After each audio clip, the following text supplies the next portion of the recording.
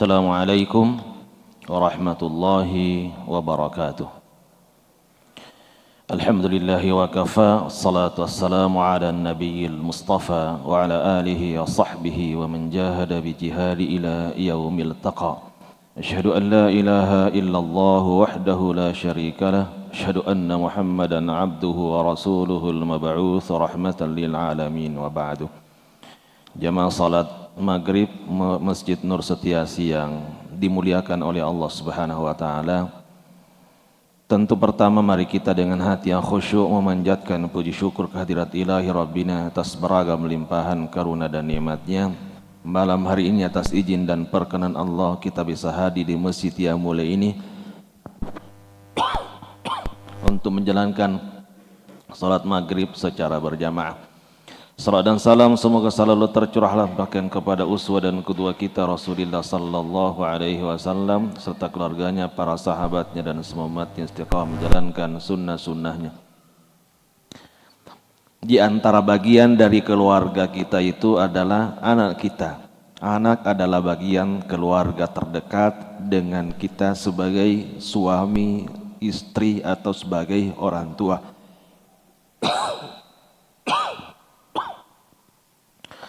Untuk itu tentu kita tidak boleh berlepas diri dari tanggung jawab terhadap pendidikan anak ini agar ketika Allah menitipkan kepada kita dalam keadaan suci, kita berharap kita pun kembalikan menuju Allah dalam keadaan suci. Alangkah naifnya Allah berikan anak kepada kita dalam keadaan suci fitrah, tetapi kemudian kita kembalikan kepada Allah dalam keadaan kotor, bermaksiat, penuh noda dan dosa, sehingga tidak diridhoi oleh Allah Subhanahu wa taala. Artinya kita berbuat zalim kepada anak kita dan kita termasuk bagian dari orang yang tidak menjaga amanah Allah. Untuk itu salah satu di antara nabi yang diabadikan oleh Al-Qur'an untuk kita jadikan sebagai teladan dalam pendidikan anak adalah Nabi Ibrahim. Nabi Ibrahim itu adalah nabi yang Allah rekomendasikan kepada kita untuk dijadikan sebagai teladan. Adapun nabi-nabi lain selain Nabi Muhammad sallallahu alaihi wasallam dan Nabi Ibrahim, dia hanya adalah berposisi sebagai nabi yang bisa dijadikan sebagai ibrah dan pelajaran. Berdasarkan firman Allah dalam surat Al-Hud, dalam surat Yusuf, Allah berfirman, laqad kana fi qasasihim ibratul liulil albab. Sungguh pada kisah-kisah mereka ada pembelajaran. Untuk itu mari kita belajar dan mempelajari terkait dengan pendidikan anak dari Nabi Ibrahim yang disebutkan oleh Allah Subhanahu wa taala dalam Al-Qur'an. Sebelum itu kita harus menyadari benar bahwa kita ini pasti akan mengalami namanya kematian, dan akhir dari perjalanan kita, terminal akhir dari perjalanan hidup manusia adalah akhirat itu sendiri. Dan kita harus tahu dan yakini benar akhirat itu cuma ada dua tempat, yaitu surga dan neraka. Dan orang yang sukses hanyalah orang yang terhindar dari api neraka dan dimasukkan ke dalam surga. Allah berfirman seperti yang termaktub di layar, kullu nafsin dha'iqatul maut wa innama tuwaffawna ujurakum yawmal qiyamah faman zuhziha 'anil nari wa udkhilal jannata faqad faz wa mal hayatud dunya illa mata'ul ghurur. Setiap jiwa pasti akan mengalami kematian, dan sesungguhnya orang yang dihindarkan dari api neraka dan dimasukkan ke dalam surga, maka itulah orang yang sukses. Jadi teman-teman harus sadar bahwa tidak ada, belum tahu kita di dunia ini siapa yang sukses. Siapa yang sukses belum tahu. Jadi jangan mengira orang yang sudah kaya raya itu adalah orang sukses. Orang yang mendapatkan pendidikan tertinggi disebut dengan orang sukses. Belum. Kesuksesan hakiki itu adalah terlihatnya di akhirat. Saya contohkan begini, ada anak yang mau ujian SD, belum apa, sementara berlangsung ujian, dia sudah menjawab jawaban-jawaban dan pertanyaan dalam dalam dalam ujian itu. Lalu tiba-tiba dia gembira, hore hore, saya sukses, saya sukses. Pasti teman-teman yang lain akan mengatakan ini orang tidak waras, ini orang gila. Mengapa? Karena belum diperiksa oleh gurunya. Cuma saja dia cepat menyelesaikan ujian itu dan kemudian dia berteriak, saya sukses, saya sukses, saya sukses. Padahal kesuksesan itu kalau sudah diperiksa oleh sang guru dan nilainya 10 baru sukses. Nah begitu juga terkait dengan kehidupan dunia ini. Saya sukses, padahal belum ada akhirat. Ketika di akhirat baru kita tahu siapa yang dihisab, dihitung oleh Allah dalam keadaan baik dan masuk surga, itulah orang sukses. Jadi di dunia kita tidak bisa mengukur kesuksesan itu dengan banyaknya harta, tingginya jabatan. Termasuk saya, apakah sukses tidak sukses nanti kita akan lihat di akhirat. Allah berfirman, faman zuhzi'a 'anil nari wa udkhilal jannata faqad faz. Barang siapa yang dihindarkan dari api neraka lalu dimasukkan ke dalam surga, itulah orang sukses. Itulah orang sukses. Maka mari kita melihat kesuksesan itu adalah ketika kita masuk surga di akhirat. Tujuan ajaran Islam saya kira tidak usah dilewati saja. Nah, untuk itu mari kita lihat bahwa Nabi Ibrahim itu adalah orang yang dinyatakan oleh Allah sebagai orang sukses. Di mana letak kesuksesannya? Diakui dalam Al-Quran. Dia seorang nabi. Ada 2 istrinya, Siti Sarah dan Siti Hajar. Dinyatakan dua-duanya adalah orang beriman. Kemudian setelah itu bahwa dia melahirkan anak yang bernama Ismail, dia seorang nabi. Kemudian setelah itu lahir Nabi Ishak, dia seorang nabi. Kemudian lahir cucunya Nabi Yakub, dia seorang nabi. Lahir pula cucu berikutnya namanya Nabi Yusuf, dia seorang nabi. Sampai nanti Nabi Isa alaihissalam, dari keturunan jalur Nabi Ismail lahir seorang nabi bernama Muhammad.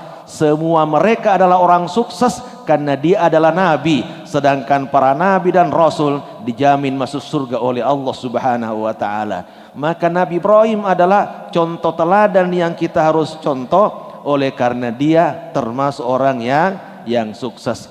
Mana dalilnya? Allah berfirman dalam surat Al-Mumtahanah, qad kanat lakum uswatun hasanatun fi Ibrahim. Sungguh pada diri Nabi Ibrahim ada uswah hasanah. Jadi saya ulangi, yang bisa dijadikan sebagai uswah adalah Nabi Ibrahim dan Nabi Muhammad sallallahu alaihi wasallam. Dan di antara uswah yang masih berlaku sampai saat ini, dilaksanakan oleh Rasulullah dan diikuti oleh umat Nabi Muhammad, minimal adalah 3. Satu adalah manasik haji. Manasik haji. Yang kedua berkaitan dengan korban. Setiap Idul Adha kita berkorban, itu adalah sunnah dari Nabi Ibrahim alaihissalam yang direkomendasi oleh Rasulullah sallallahu alaihi wasallam. Yang ketiga adalah khitan. Nah, sunnat itu adalah milah dari Nabi Ibrahim alaihissalam. Termasuk diantaranya adalah bagian pendidikan. Kita lihat bagaimana cara Nabi Ibrahim mendidik anaknya dan bagaimana hasilnya. Kita lihat dulu hasilnya seperti apa. Hasil dari pendidikan Nabi Ibrahim itu adalah ketika Nabi Ismail yang baru berumur 13 tahun. Kemudian Nabi Ibrahim memberitahukan kepadanya, wahai anakku, sesungguhnya aku bermimpi bahwa aku menyembelihmu. Bagaimana pandangan dan pendapatmu? Nabi Ismail tanpa ragu mengatakan, ya abatif alma tu'maru satajiduni insyaallahu minas sabirin. Wahai ayahandaku, laksanakan perintah Allah itu, aku akan temukan aku termasuk orang-orang yang sabar. Bandingkan dengan anak masa kini. Umur Nabi Ismail ketika akan disembelih itu umurnya 13 tahun. Umurnya berapa? 13 tahun. Anak sekarang 13 tahun, wahai anakku, beli pulsa di sana.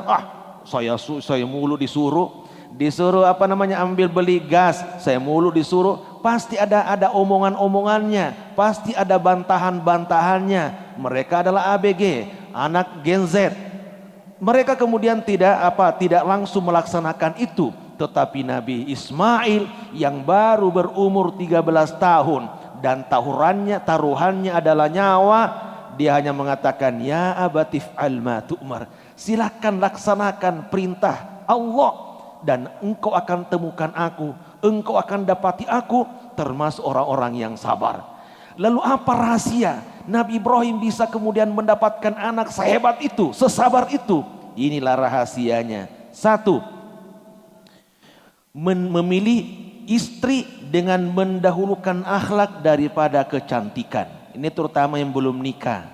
Kalau yang sudah nikah tinggal memperbaiki istri agar semakin memiliki akhlak yang baik dan sekaligus rajin beribadah kepada Allah. Karena di sini rahasianya. Yang namanya Siti Sarah itu adalah seorang budak, seorang pembantu yang dari sisi kecantikan berbeda dengan wanita-wanita lainnya. Tidak terlalu cantik, tidak juga terlalu berpenampilan aduhai, biasa-biasa saja. Mantan budak, seorang budak, kemudian dia seorang pembantu. Tetapi Nabi Siti Hajar ini memiliki kepribadian yang baik, akhlak terpuji, hati yang suci. Maka disitulah kita kemudian arahkan, maka Nabi Ibrahim diarahkan untuk menikahinya. Dan syariat Islam juga sama, tunkahul mar'a li arba' li jamaliha wa li nasabiha wa li maliha wa li diniha fadfar li dzatid dini taribat yadak. Seorang wanita dinikahi karena 4 faktor, karena kecantikannya, karena hartanya, karena keturunannya, karena agamanya. Kata Rasulullah, fadfar li dzatid dini taribat yadak. Pilihlah karena faktor agamanya, pasti menenteramkan hati. Jadi yang pertama kali kita harus lihat adalah calon istri itu adalah seorang yang salihah, rajin ibadah, menutup aurat, kemudian rajin berpuasa sunnah, tidak kemudian bergaul secara bebas dengan laki-laki yang bukan mahramnya. Itu bagian dari tanda-tanda wanita salihah. Wanita salihah seperti itu, maka itulah yang menjadi tumpuan harapan kita untuk kita menikahinya atau menikahkan putra kita dengan mereka-mereka yang memiliki karakter seperti itu. Insya Allah boleh jadi di awalnya tidak baik, merasa tidak cantik, tetapi dalam perjalanannya insya Allah akan menemukan ketenangan dan kebahagiaan. Mana contohnya? Ada seorang yang dijodohkan oleh kedua orang tuanya, lalu terjadilah pernikahan. Kebetulan saja laki-lakinya ganteng, istrinya wajahnya biasa-biasa saja, pas-pasan. Lalu ketika terjadi pertemuan malam pertama, mereka saling berjauhan. Istrinya di satu pojok, suaminya di pojok lain, di satu kamar tetapi berjauhan. Lalu istrinya mengatakan kepada suaminya, wahai suamiku, aku tahu Anda tidak mendekat kepada saya karena saya kurang cantik. Tetapi wahai suamiku, ingat Allah berfirman dalam surat An-Nisa ayat 19. Nanti dibaca ya, surat An-Nisa surat yang keempat ayat 19. Allah berfirman di sana, wa asa an takrahu syai'a wa yaj'alallahu fihi khairan katsira. Wahai suamiku, boleh jadi Anda membenci sesuatu dari saya, tetapi di balik itu Allah menyediakan kebaikan yang sangat besar. Allah menyediakan kebaikan yang sangat besar. Suaminya sadar, ternyata saya tidak mendekatinya karena dia tidak cantik. Padahal di balik ketidakcantikannya itu ada kebaikan yang Allah siapkan. Maka dia pun mendekati istrinya dan terjadilah hubungan suami istri. Malam pertama, malam kedua, malam ketiga berlalu dengan indah dan baik. Cuma sayangnya beberapa hari kemudian ada perintah dari raja untuk keluar kota melaksanakan tugas dan kemudian harus berpisah rumah, berpisah tempat.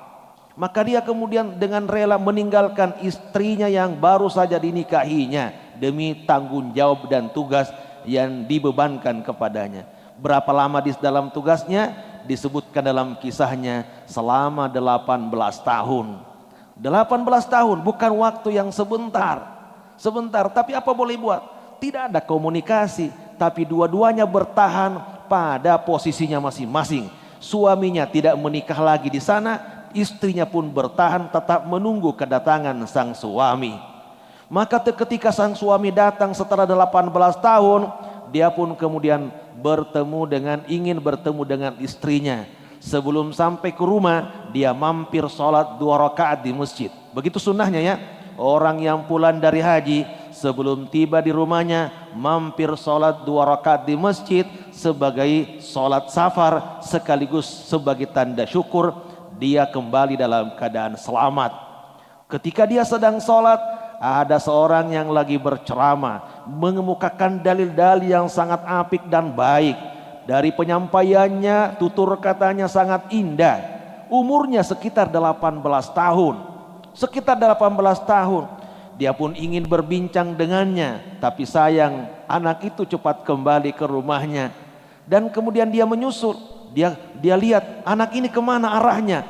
Dia datangi, ternyata rumah yang pernah dia tempati 18 tahun, disitulah kemudian anak itu masuk ke dalam rumah itu.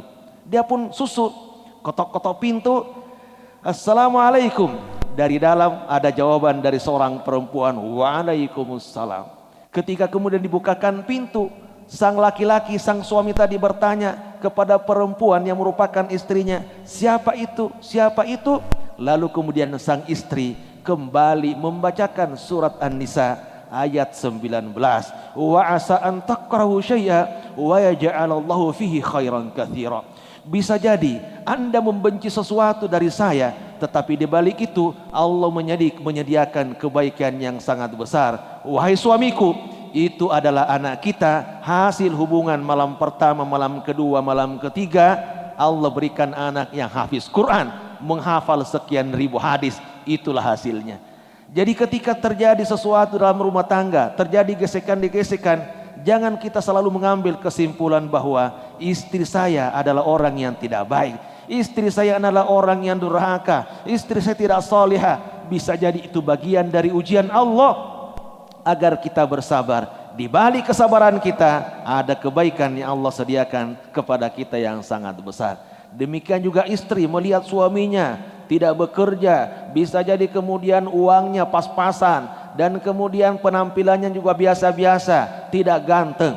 Jangan cepat mengambil keputusan sepertinya ini bukan suami saya, ini bukan pasangan saya. Itu adalah pasangan Anda. Hanya Allah ingin memberikan ujian kepada kalian, bahwa di balik ujian itu dan kita bersabar, ada kebaikan Allah siapkan untuk kita semua insyaallah. Itulah Nabi Ibrahim. Di balik tidak cantiknya Nabi Siti Hajar, Allah berikan seorang nabi yang bernama Nabi Ismail alaihissalam. Jadi teman-teman nanti ketika akan menikahkan anaknya, baik yang laki-laki maupun perempuan, jangan bertumpu pada kekayaan dan tampan saja, tetapi mari lihat dari sisi kesolehan dan kebaikan akhlak dan sekaligus ibadah yang mereka lakukan kepada Allah. Yang kedua, berdoa kepada Allah agar dikarunia anak yang soleh.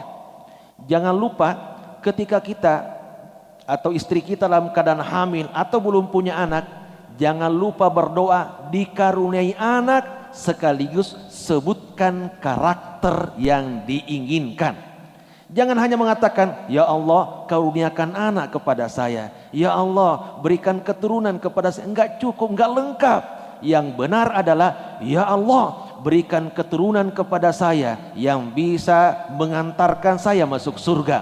Ya Allah, berikan keturunan kepada saya yang hafiz Quran, yang akan menjadi presiden ke-12 nantinya. Ya Allah, berikan anak yang akan menjadi menteri keuangan. Ya Allah, berikan anak yang akan menjadi ketua MUI, menjadi ulama besar yang membimbing masyarakat ke jalan yang benar." Jadi sebutkan karakter yang kita dambakan, bukan sebatas meminta keturunan. Itulah makna doa dari Nabi Ibrahim, "Rabbi habli minas salihin." Ya Allah, berikan anak yang soleh. Ketika Allah menjawabnya, ternyata Allah melebihkan. Maka bukan disebut dengan soleh, tapi fabasyarnahu bigulamin halim. Aku berikan anak kepada Ibrahim itu anak yang sabar, anak yang soleh, anak yang santun, anak yang baik akhlaknya. Jadi mintanya satu solihid, tetapi Allah berikan dengan sifat-sifat dan karakter yang lebih luas.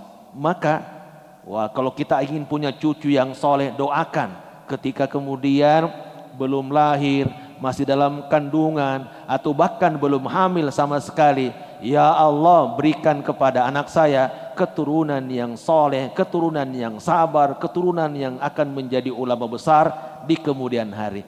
Terkadang kita lupakan, ternyata ini berpengaruh. Itu yang kedua.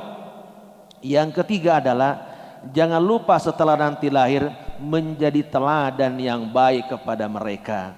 Wahai anakku, laksanakan sholat. Sebelum mereka melaksanakan sholat, kita contohkan. Ayo mari kita berjamaah di masjid. Wahai anakku, rajin baca Quran.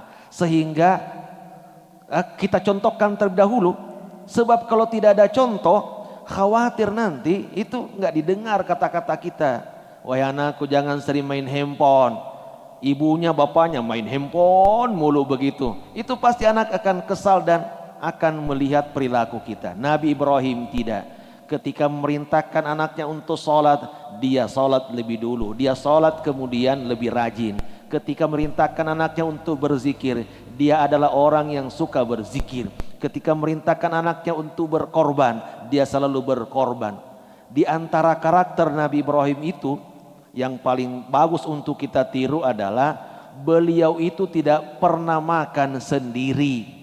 Nabi Ibrahim tidak pernah makan sendiri.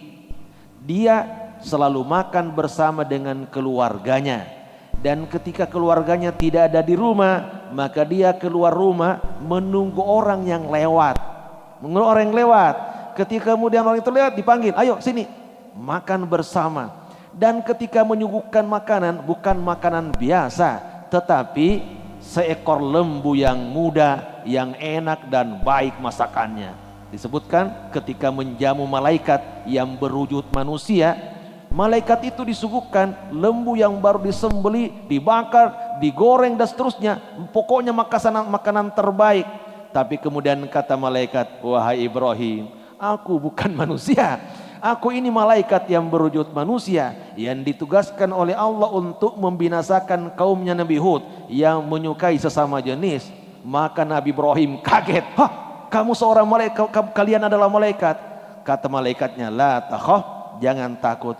Aku tidak akan membinasakan engkau, justru saya akan membinasakan umatnya Nabi Lut alaihi salam.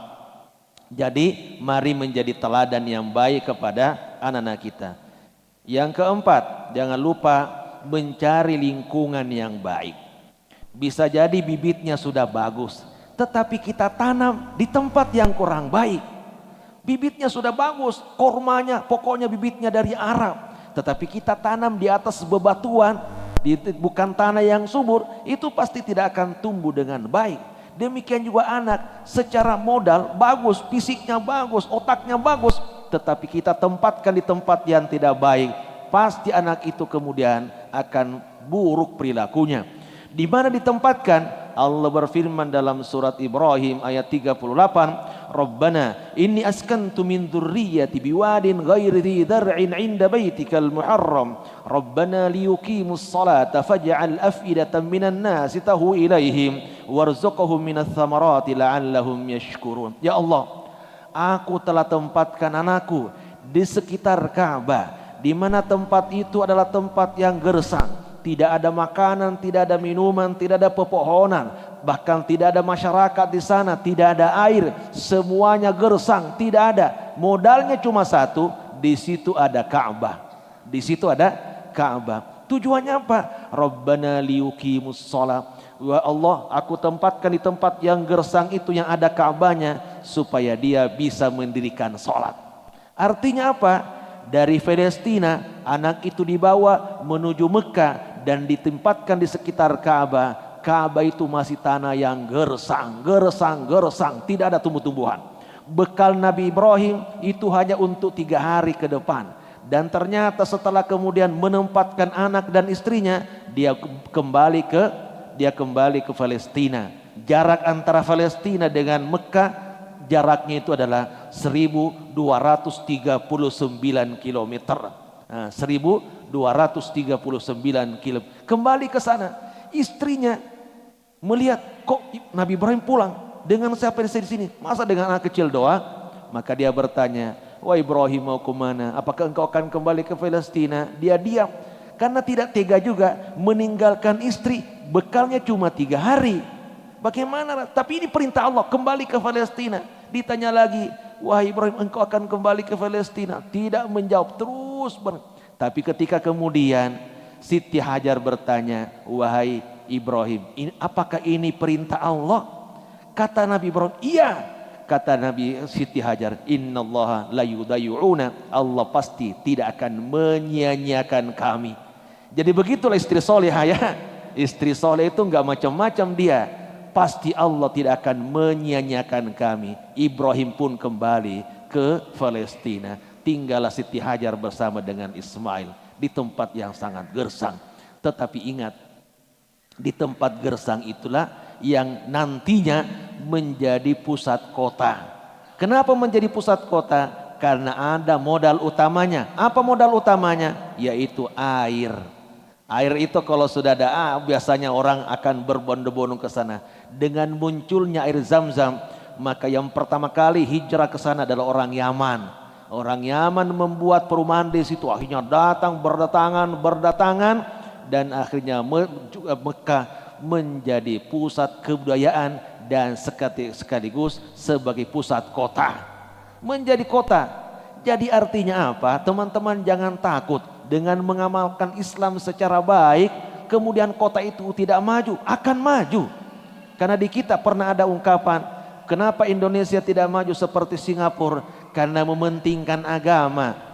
Tidak, justru kalau kita beragama dengan baik, kota itu akan semakin berkembang. Mekah sampai akhir zaman nanti akan terus dikunjungi oleh masyarakat muslim dari berbagai negara.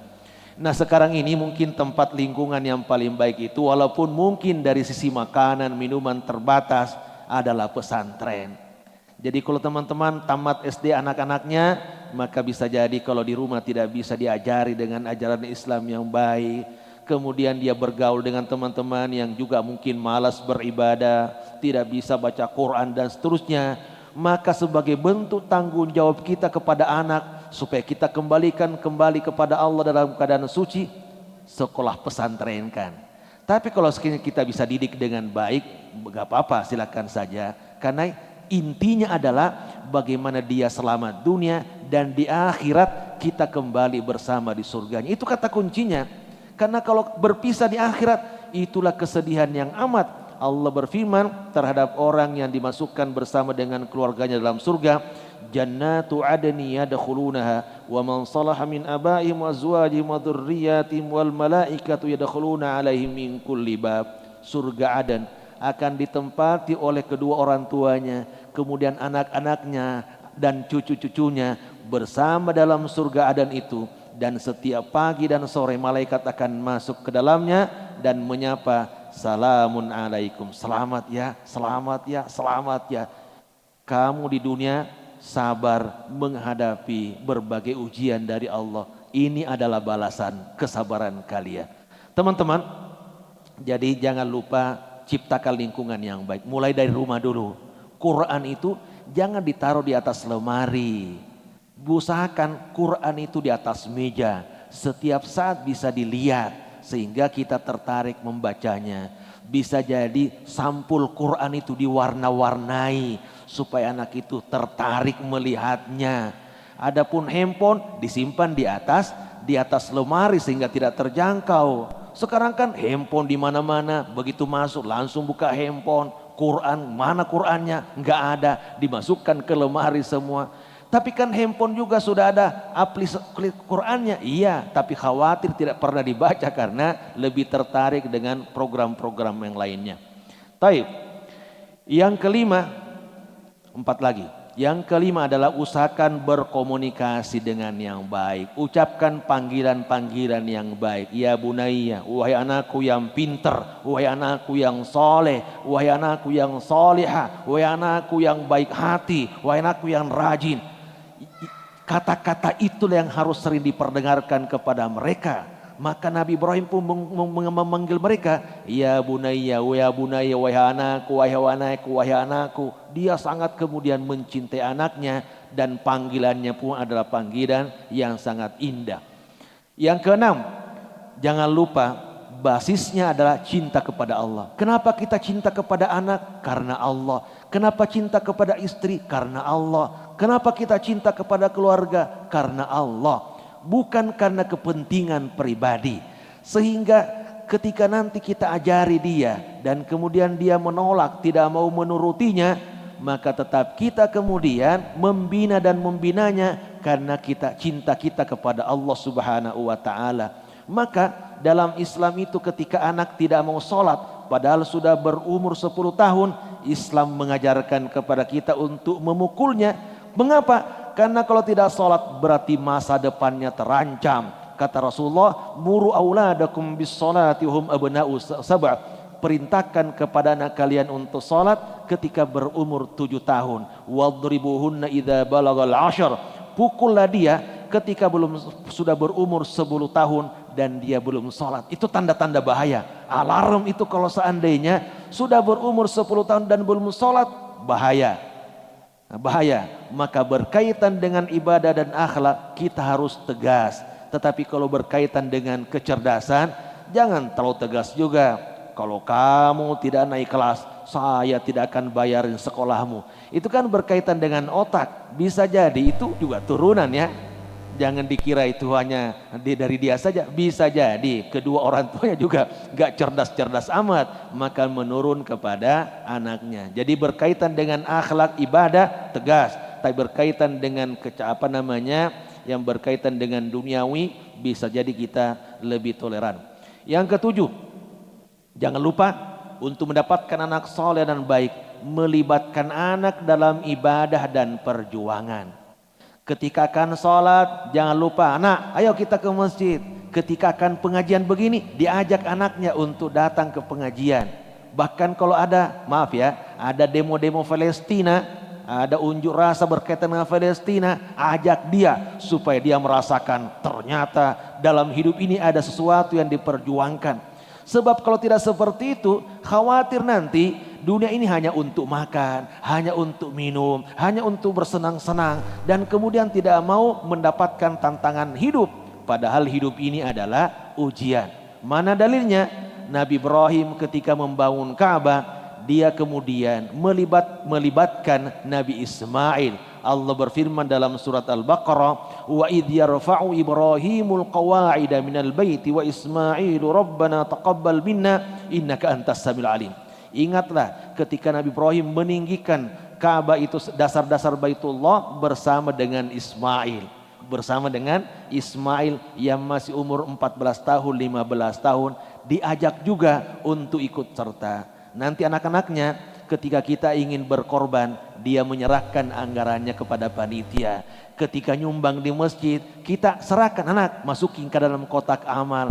Ketika nanti kemudian bersedekah kepada anak yatim, dia dilibatkan serta di situ. Insya Allah kalau kita biasakan mereka untuk berbuat baik, maka itu akan terngiang dan terus akan diingat dan akhirnya dia akan mengamalkannya di kemudian hari. Terakhir, bahwa jangan lupa, jangan sekedar kita nih, tetapi jangan lupa ketika kita kemudian sudah punya anak, tetap jangan lupa doakan agar menjadi imam besar. Imam besar. Maka ketika Nabi Ibrahim, Allah jadikan dia sebagai seorang nabi dan imam, dia langsung mengatakan, wa min dzurriyyati, keturunan saya juga ya Allah, jadikan mereka sebagai pemimpin. Dan Allah pun jadikan Nabi Ishak dan Nabi Ismail sebagai pemimpin, termasuk cucunya yang terakhir yaitu siapa? Nabi Muhammad sallallahu alaihi wasallam dijadikan oleh Allah sebagai pemimpin berkat doa dari Nabi Ibrahim alaihissalam. Dan tidak masuk dalam pembahasan ini adalah jangan lupa ya, anak-anak yang masih kecil jangan selalu berpisah dengan ibunya. Maka Siti Hajar dengan Nabi Ismail dari kecil sampai kemudian dewasa, sampai nikah bahkan, itu selalu bersama dengan ibunya, minimal sampai umur SD, dampingi selalu anak itu. Dan itulah yang dialami oleh Nabi Ismail, sehingga merasa dekat dengan ibunya, ibunya pun mendidik kepada kebaikan, sehingga Allah kemudian mengangkatnya dia sebagai seorang nabi, sebagai orang yang mendapatkan kebahagiaan dunia dan keselamatan akhirat. Itu mungkin berkaitan dengan Nabi Ibrahim, bisa dijadikan sebagai teladan untuk mendidik anak kita. Jangan lupa bahwa anak itu bagian dari keluarga kita, dan kita ingin supaya kita bersama di dunia dan di akhirat pun kita kembali menghadap kepada Allah bersama dengan anak kita dan dimasukkan ke dalam surga. Itu harapan kita. Jangan ingin hanya supaya bisa kerja di kemudian hari, mendapatkan penghasilan, tinggal di perumahan mewah, kemudian mendapatkan jabatan tinggi. Itu semua duniawi. Yang paling penting adalah kita bersama di dunia dan bersama di surga Allah Subhanahu wa taala. Semoga Allah Subhanahu wa taala membimbing kita ke jalan yang benar dan menjadikan kita sebagai orang tua yang mampu mendidik anak dengan baik sehingga bisa mengembalikan anak itu kepada Allah dalam keadaan suci, dalam keadaan fitrah insyaallah. Wallahu a'lam bishawab. Wabillahi taufiq wal hidayah. Wassalamu alaikum warahmatullahi wabarakatuh.